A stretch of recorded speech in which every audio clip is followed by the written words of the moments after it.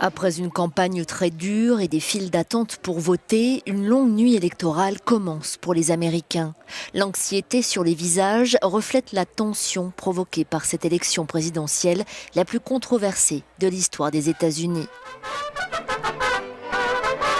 À New York, QG des deux candidats, ce groupe de mariachi mexicains fait la sérénade devant la Trump Tower.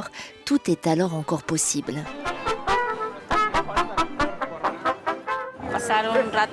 L'idée, c'est de passer un bon moment, car cette campagne électorale a été très triste. Elle a eu un énorme impact sur nous tous. C'est donc l'occasion de passer un moment joyeux maintenant que le processus touche à sa fin.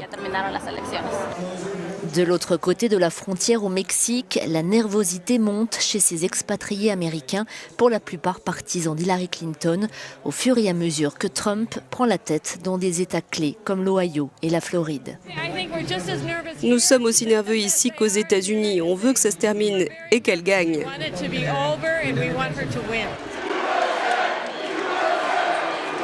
Les partisans de Donald Trump commencent à y croire. Au quartier général du Républicain à New York, la foule célèbre une prise majeure, celle de l'État de Floride, avec ses 29 grands électeurs.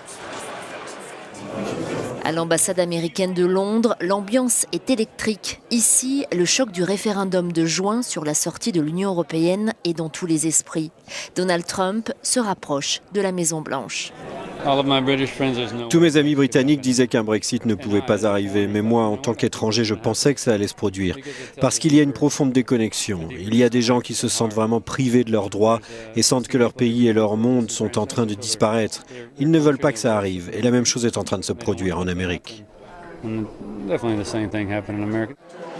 À Philadelphie, où Hillary Clinton était donnée gagnante, les démocrates commencent à craindre le pire.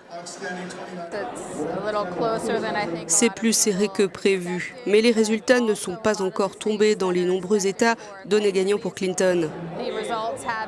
Donc j'espère qu'ils vont changer. On attend avec un peu d'angoisse, oui.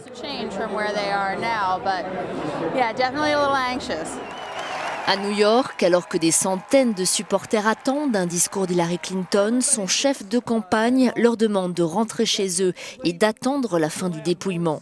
Mais vers 3 heures du matin, les jeux sont faits. Dans les rues de la ville, les visages sont tristes, incrédules. Tout est terminé, après de longs mois de bataille féroce.